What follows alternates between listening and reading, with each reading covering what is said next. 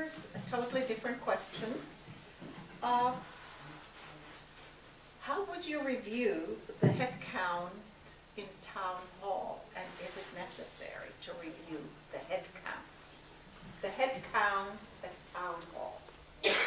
Well, as some of you might know, if you looked at my position papers, when I started to get to the point where I said, what happens if I actually win this? What do I do?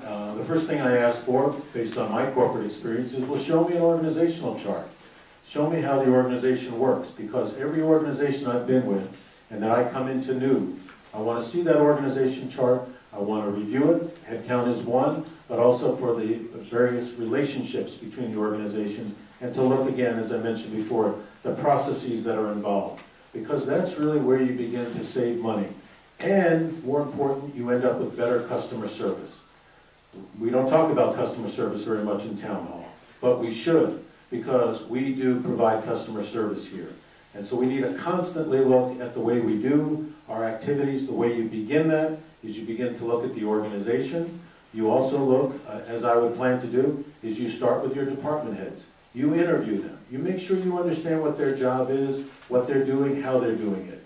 One of the problems we always have is with these employee descriptions.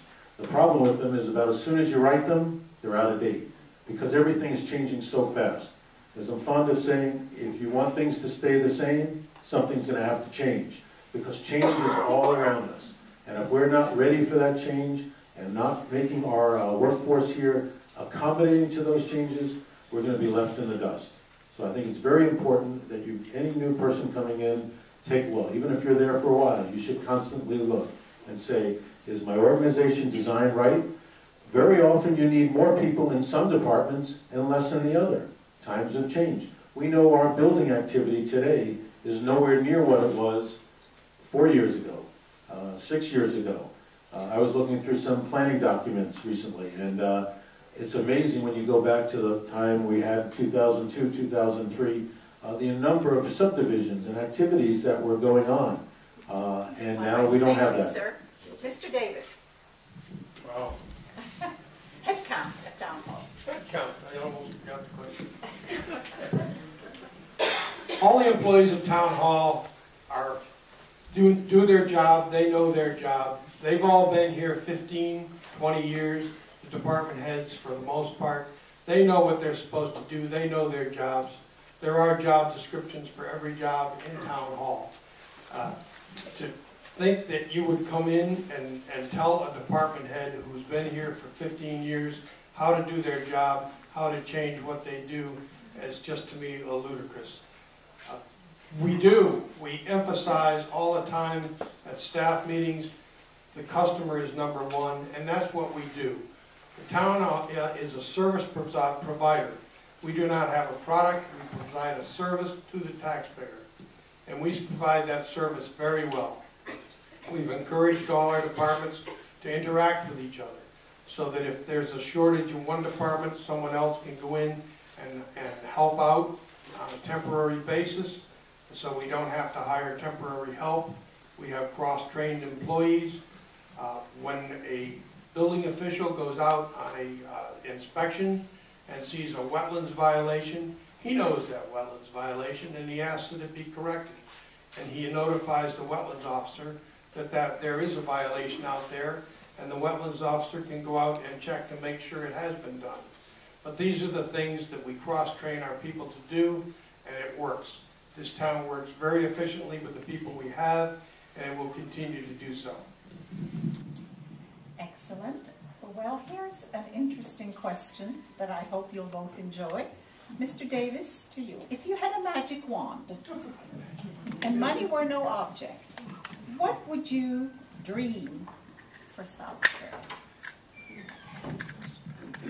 If I had a magic wand and money were no object. And money were no object, I think one of the things that we would like to do is to have movie theater in town and a community center where plays and such as that could be put on by our youth and by our talented people here, concerts, things like that. We also I would have a magic wand and make more recreation for our young people, perhaps a YMCA in town, things like that. I don't know if bowling alleys are still the thing to do. We always enjoyed bowling when I was growing up. But things like that for the youth to do and for the community to share in projects, I think that will be the best use of that, my magic wand and my unlimited money. Thank you. Mr. Edelson. This is a tough one. You know, I have most of my training as an economist. And what we learn as an economist is it's all about the allocation of scarce resources. So the world we live in is all about how do we make the best of the resources that we're given. And a magic wand sounds like something that would do away with all of that limitation. But you know, I know too many stories of people who kind of got the magic wand, they won the lottery, and it didn't bring them happiness. Part of the process of working and living as a community, as we discuss these things, and the differences that I have with Bill, who, you know, although we have differences about maintaining the status quo versus my ideas that we need to start to think more proactively and change, those are valid differences. But that's what makes it interesting, is that you see these differences and you get to make choices. I think if you didn't have to make choices, it wouldn't be that much fun. I don't want to get too philosophical on this question, but Albert Camus was famous for saying, the only free man is a slave. And the point is, if you don't have to make decisions, then really what's life all about? Decisions are what really drives us to be human beings that we are. Force us into community, force us to have meetings like this. If we had unlimited resources, everybody would just have come to Bill and said, I want this. Bill would have said yes to that. Come to Bill for something else. Bill would say yes to that. And we'd never have any problems. I think we really would. Just a whimsical thing. Not too serious, but it's an interesting thing. What, to you, Mr. Edelson, what, if anything, can Town Hall do through the Office of First Selectman to support local businesses? Well, I want to reiterate something that I think Bill said there. I mean, we are in a private economy, so we need to understand that businesses have to make their decisions based on their own economics. So when people say that question, I get nervous, because what I hear is, in the back of their minds, they're talking about subsidies, or tax breaks, or some gimmick that's going to give one business an advantage over somebody else. And I think that is a slippery slope, that every town that's gone and started doing that, well, let's face it, if we do it, then Oxford does it. And when Oxford does it, then Middlebury does it. In my business, when I was in the petroleum business, we called this the free glass syndrome. One gas station would start giving away free glasses. And then they'd say, oh my gosh, look at that, our market share has gone up. And then the next gas station, they'd give away free glasses. And at the end of the day, the customer ended up paying for glasses they never really wanted in the first place.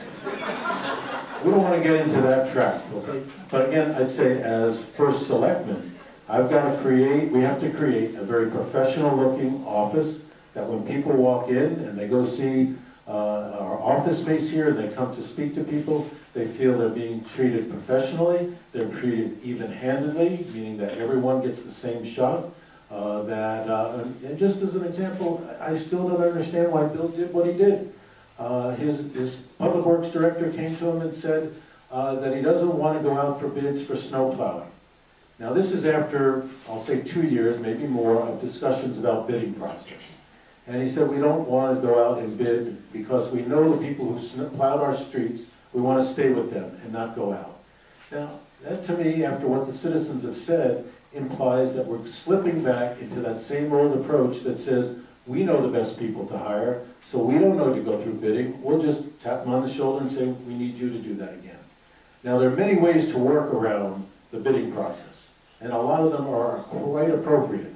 In this case, if the people who have been doing our snow plowing, well, maybe we'll talk about that some more. You got to wave higher. Okay. Mr. Davis. Get your big red flag. How do we support local businesses? We support local businesses by doing business with them. That's how we do it. I am unabashedly in favor of doing business locally. I've said this from the very beginning, that if two companies are close in their bids, and I don't mean far apart, I don't care if you have a company from Meriden and a company from Southbury, and the bids are close, I want the town to do business with the town, with the company from Southbury. They employ our citizens, they spend money in our town, and that is how they pay taxes, and that is how we foster one another. The bidding process for the snowplows, we have been doing it for $95 an hour. The contractors pay for their own drivers, they pay for their own fuel, they supply the trucks, they supply the sand spreaders. $95 is a bargain. If we put it out to bid, it may come in higher than that, and we certainly won't come in lower. I'm pretty confident of that. And we need people that know the roads. Yes. We need the drivers that have done that. Yes. Not only that, but we pump money back into our local economy. And that's how you support business, by doing business with your own businessmen. All right, thank you. We're going back to the corporate park. And here's a question from the audience. By the way, if you have any questions, please write them on a card. We still have a lot of time left and not that many questions left. So if you have a burning question, our young ladies will give you a card and we'll ask it. All right. When the final plans have been developed for the corporate park, will Southbury residents be able to vote on the project? There are no plans for the Southbury Corporate Park. There was never an application before the town. There was never an application before the land use boards. There is no application because this company does not own the land. The town of Southbury owns the land. In order to come back before the town with an application, they would first have to make application to the Board of Selectmen to purchase this land before they could own it. They have to own it before they can put a plan in about it. I have said over the years that I was not in favor of buying this land in the first place, but that's not the point. The town has the land, we own the land, now it's what do we do with it. The land was bought to forestall taxes of homes that would be built and children that would have to be educated there. That is still a valid thought today. I have often said if I wake up in 30 years and that land is still vacant, I put a smile on my face because that is what the land should be due. If we could develop it in a way that was acceptable to the town and put the land back on the tax rolls, that's a plus for the town. But right now, the land is paying for itself by being empty. All right, thank you. Mr. Edelson. I'm not sure I want to add too much to what Bill said, other than we do have processes in town for reviewing projects. And now the question might be, when a project is so big, what do we do or do different? And I think the precedent is there, how we handled IBM. Was before my time, but as I read and I talk to people, the kind of meeting that we had for that was, I think, overseen by the Planning Commission. The meeting that took place down at the high school. We did have a big public hearing at the high school. Big public hearing, but that big public hearing at the high school, in case you couldn't hear what Bill said. And that's the right process. That's what we have in place. I don't think you want to keep making up new procedures for each project. It sort of goes back to what I said about businesses before. They don't want to feel that, gee, and this is what was dangerous about last Thursday, all of a sudden, oh, you make up the processes as you go along. You created this new mechanism called a public meeting for a developer to vet a project. We've never done that before with 3 boards there. Now, again, that might be a better way to do things in the future, but you don't do these things ad hocly. You say for projects, you make a provision. As an example, it says for projects over a certain size, we have a different method for doing that. Okay, then we as a community agree to that. But you don't do things on an ad hoc basis, because what that says to a business developer is this town is really playing it by the seat of their pants. Okay, hold on to that. Totals change here. The new Code of Ethics prohibits Board of Selectmen and Board of Finance members to hold any other appointed or elected position in town. Is that an appropriate clause? Do you wish to strengthen it, or is it too strict? Well, I think the Code of Ethics is broader than that. It says you cannot serve on 2 boards at any one time. And I agree with that. I think when I take an oath, when anyone here who's on a board takes an oath, you're basically saying you're going to try and do what is required of the rules, the ordinances, the charter, in some case state law that oversees what you do as on that board or commission.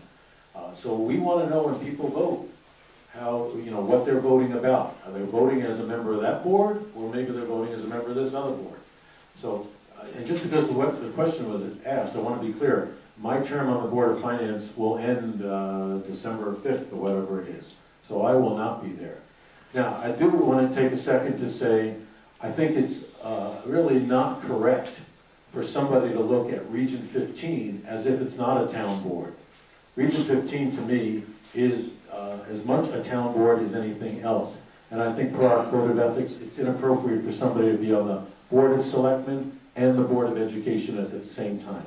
Maybe legally you can say, well, one is not a town board, it's a regional board. But to me, that sounds like a slight legalistic difference. And the spirit of our Code of Ethics couldn't be clearer. Okay, Mr. Davis. Yeah, this isn't really a difficult question. The Board of Ethics does not preclude serving on 2 boards, but the town charter does. The Board of Ethics says that there could be a conflict of interest when voting on 2 separate issues where you have a vote on both of them. The Board of Education is a separate board from the town.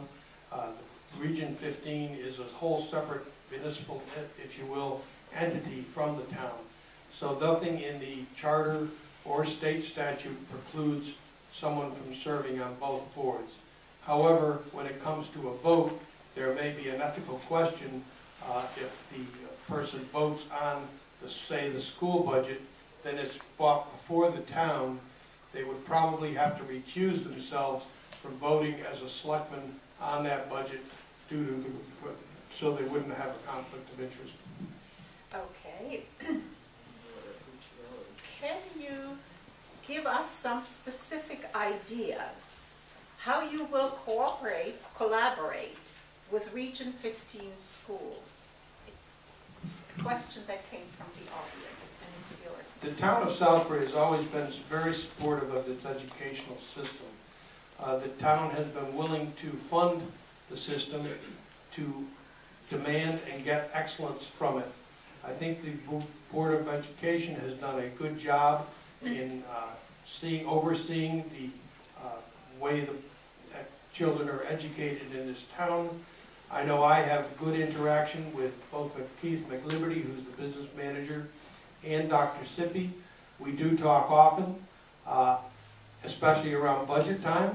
I always put the arm on him and tell him what he has to do and what he can't do. He talks to me quite often on school problems when we have a continuing problem with drugs in the schools. We work collaboratively on getting the state police involved up there. We talk about the school budget and various problems anytime anything comes up. He picks up the phone and talks to me. I pick up the phone and talk to him. Sir, Mr. Edelson. Excuse me. Well, as I said before, Dr. Sippy was one of the first people I went to speak to after I announced and explained that I would want to meet with him formally on a quarterly basis. That has not been done.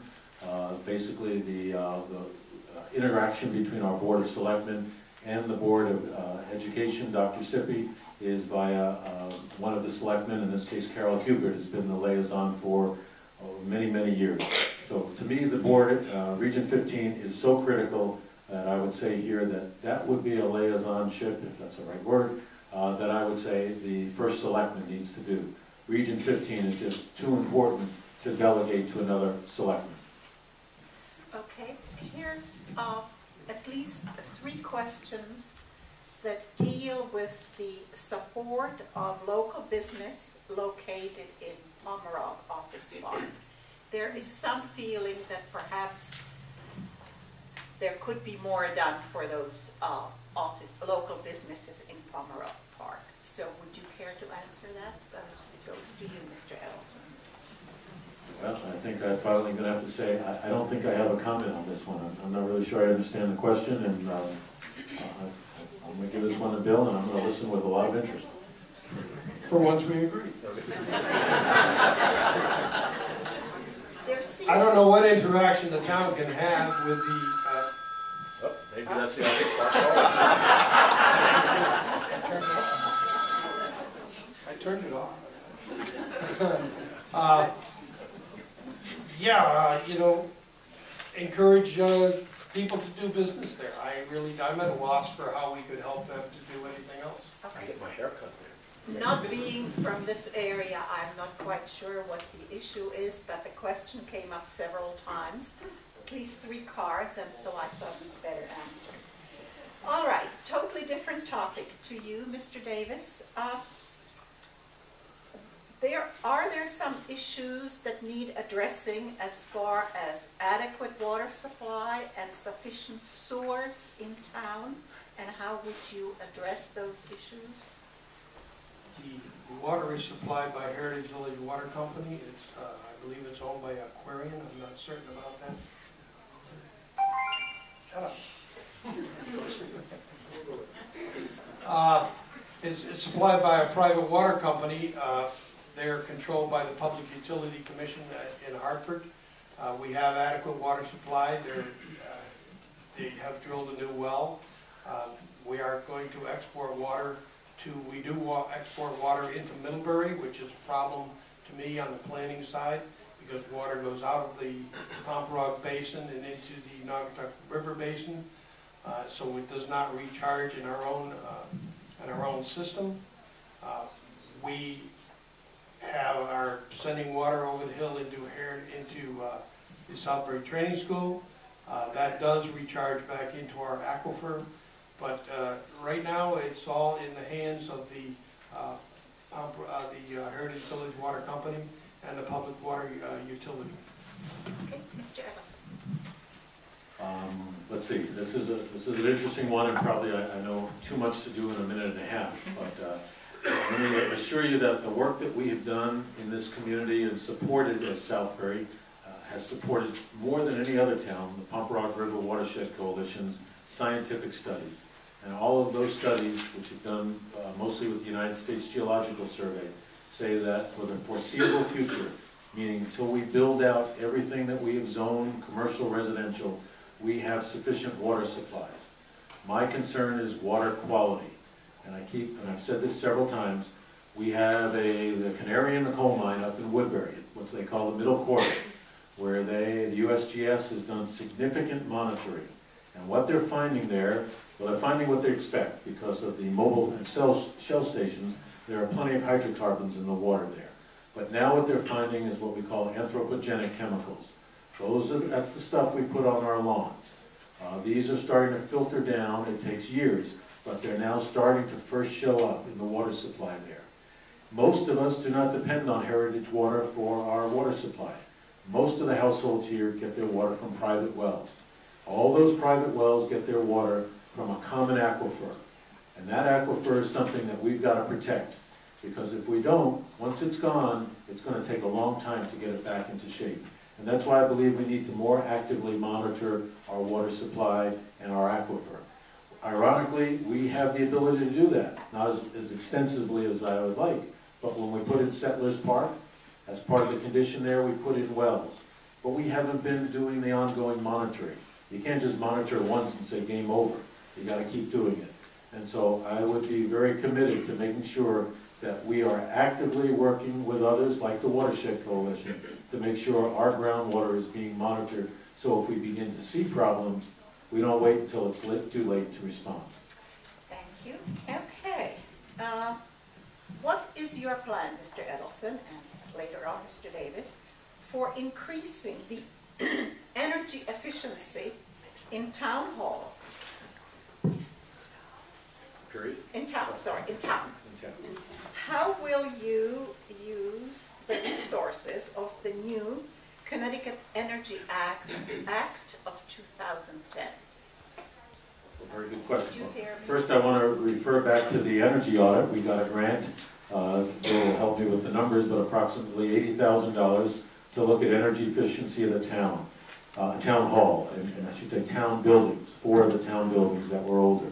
And Mr. Norris already referred to the one that most of us as homeowners would think would be the slam dunk, the first thing you would have done years ago, which are those thermostats on the wall. They should be setback thermostats. There's no reason this building is heated to 70 degrees on Saturday and Sunday when it's almost never used, and vice versa for air conditioning. So we have been wasting energy here left and right. Forget about the open window. We've been doing it through not using the monies we have that are in that grant to do things that could give us a 2-year payback. With the wider community, there are opportunities. And last week I went with several people in the audience up to Litchfield for a meeting of something called the Northwest Conservation District that we're a part of.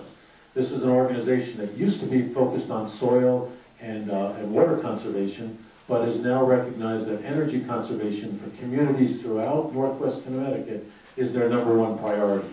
And there were many towns that received awards because they have been proactive about creating energy commissions or energy task force to very deliberately look at what can be done. Many of those towns have received free solar panels because of the actions that they took as part of the initiative of some of the state programs. We've never done that. Under my administration, we will create an energy task force. We will be proactive about not only making these buildings efficient, but working with everybody in town to bring new energy sources here and cheaper energy. And just to go back to that legislation, we had several questions. I want to thank Frida Denmark. She posed some very good questions to Commissioner Esty, who is there to talk about the legislation. And we should see a whole slew of new programs come I think it was the spring. We should be ready for those. Thank you, Mr. Davis. Thank you. We replaced all the street lamps on Main Street with energy efficient bulbs, induction lighting. They used 75% less electricity, saving the town a significant amount of money over the period of time. We had these energy audit done in Town Hall. They pointed out some deficiencies. New garages, new garage doors on the Public Works Department, setback thermostats in Town Hall, but that's not one of our priorities.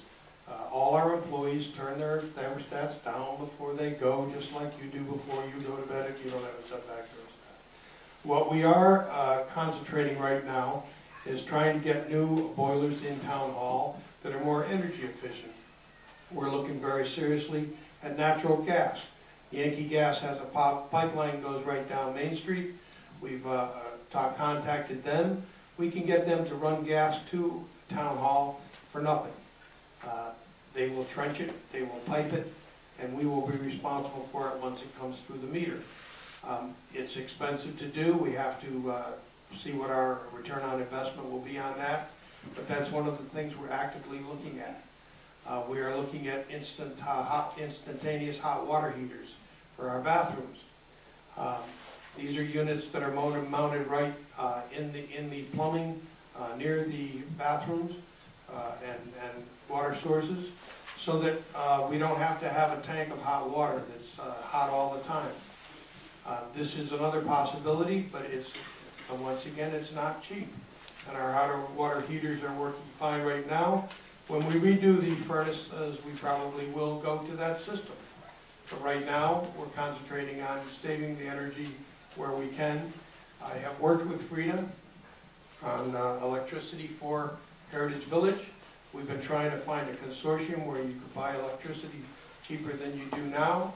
When the government said now that they won't pay for electric and heating costs over the winter, that they're going to concentrate all their resources on fossil fuels. I oppose that bill, and we're looking to get some relief there. Okay, thank you. All right, here's a question to you, Mr. Davis, and to you later, Mr. Edelson, from a new resident. How can the residents of Southbury be informed about all the issues that were brought up today? As a newcomer to town, I find it difficult to be informed, despite the efforts. So how can a new resident really get himself or herself be brought up to date? The town has a great website where we keep everyone posted on everything that's going on in town hall. We post meeting agendas, we post minutes, we post e-alerts for things that we think you would want to know and that are important for you to know. We have a code red system there which you can sign up for, so that in the case of an emergency we can get a hold of you, preferably on your cell phone. If you haven't signed up for your cell phone, you need to do that, because we found in the case of the power outages that many of your telephones didn't work, but your cell phones did. I think the best way to keep informed on Town Hall is to go to Southbury website, southbury-ct.org, and that will keep you up to date on everything that's going on. Come to meetings. There's nothing like being here. You can watch them on a website or on cable television, but really you need to be here and interact with the commission members to really get a feel for what's going on. Thank you. Mr. Edelson. I was so sure he was going to say read patch.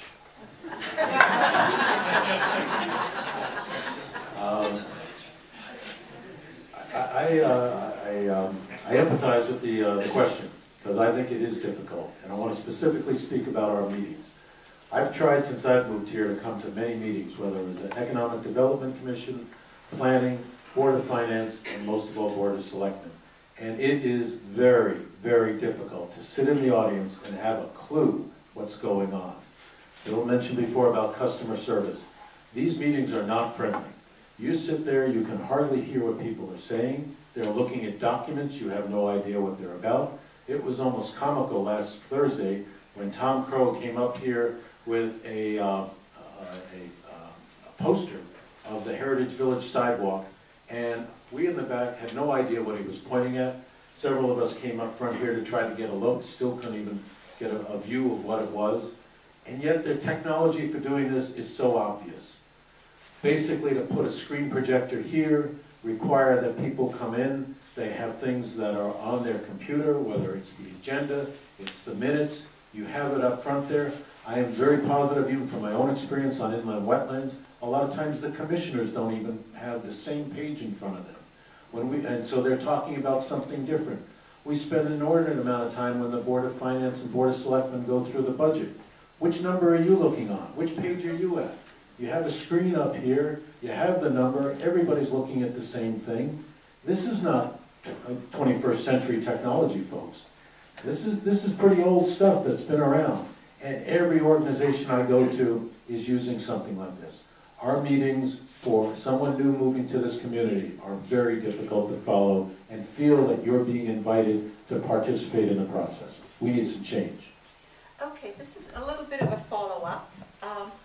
Do you feel that the communications within local government are adequate, or do they need changing, improving? How does the flow of information go within the local government, the different offices? Inside town hall. Well, I have to confess that this is something that it's one of the skeletons in the closet I'm a little concerned about. I don't spend the amount of time in town hall that Bill does. But I do get a sense, as an outsider, that communications are not as good as they could be. What I've heard the IT committee lament continuously about is not everybody has email addresses. And if they do, it's been pretty recent that that happened.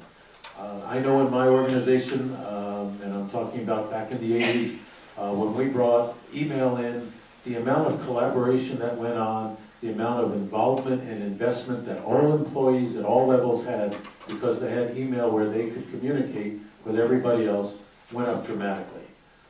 And so if that's true that we're not doing that, then I don't think we're as effective as we could be. So that would be my first inclination as far as internal communication. But it's something I'm looking forward to learning more about. Mr. Davis. There's very good communication among our department heads. Everyone knows what everyone is doing. We have staff meetings, usually weekly, at least every 2 weeks, to get everyone together in the same room. All our departments do have email and communicate with them very effectively. Okay. Now we have a bunch of questions here which I am not sure are really dealing with issues or are of issues that the first selectman can impact. Can I make a suggestion? I trust Jennifer here to give you a look and tell you if they're really off base. Well, there is. I don't know if you trust Jennifer. There is one regarding the use of athletic fields by Middlebury, Southbury Fields. To me, it appears to be a Board of Education question. Is that correct? Yeah. Therefore, I do not think it is. But here is one that could be asked, and I think it should go to Mr. Davis. How can we use the town's existing technology more efficiently and effectively? Wow, we have a new Munis system that is probably underutilized in Town Hall. It's a complicated system to use, and we are gradually getting our department heads on board with using it. We probably don't use it to its maximum potential. I think that takes some time to get everybody on board. GIS is another technological system that is probably underutilized, and we're trying to get up to speed on it. It's a system whereby layers are put on a map, and the layers that can be put on this map are only limited to your imagination. Everything can be put on there in a layer, from telephone poles to dogs, to sheds, to retention ponds, especially, you know, I mean, the obvious thing, streets and home sites. Thank you, Mr. Edelson. Well, as I've said in one of my issue papers, and again, I'll make a little plug, if you go to my website, select-ed.org, you will see the 10 position papers that I put forward, and one of those was on increased utilization of information technology at Town Hall. And you'll see 10 very specific areas in which we could make better use of our information technology. And just, you know, one example is our board meetings again. I can't tell you how many times I've sat in the audience waiting while somebody here goes to a room outside there to get information to come back here when the information is on either on our website or is available on a server here in the department. We are still at our Board of Finance meetings working with paper reports instead of seeing projected reports coming directly from the Munis system. So I believe there is unbelievable potential. I think Bill's point about the GIS, very underutilized. And it's only going to be well utilized when we inform people. I don't know if there's an explanation, but it sure goes over my head, that we put in a system that allows our Public Works Director to electronically receive complaints from people around town. So that they don't have to call up, they can just hand enter it or type it into the machine, and then their work order is requested. We have not advertised that. We have a website with phenomenal information. I went to one of the religious leaders in our town, and he said to me, you know, it'd be really good if the town website had all the churches listed. Well, they are, but we're not promoting what the website has. You don't want to keep your website a secret. Now, the problem with that is we have a mindset that says, when we build it, we're done. I come from a marketing background. You've just begun, folks, when you build it. Now you've got to get people to use it. And that takes constant work. That takes leadership to be out there and explain to people what it is and how they can best utilize it.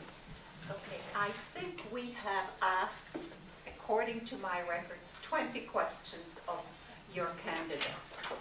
I don't see any questions, any burning questions that have not been asked. Therefore, I would like a round of applause and thanks.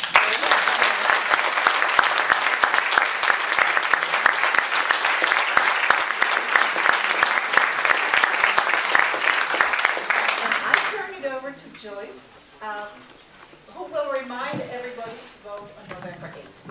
I'm turning it over to Jocelyn. Jocelyn. Oh, Joyce, we're right. Jocelyn. This concludes our forum for this evening. We certainly hope that it has clarified the issues, and especially where the candidates stand on the issues, so that when you go to vote on November 8th, you will make intelligent choices. Thank you for coming, and good night.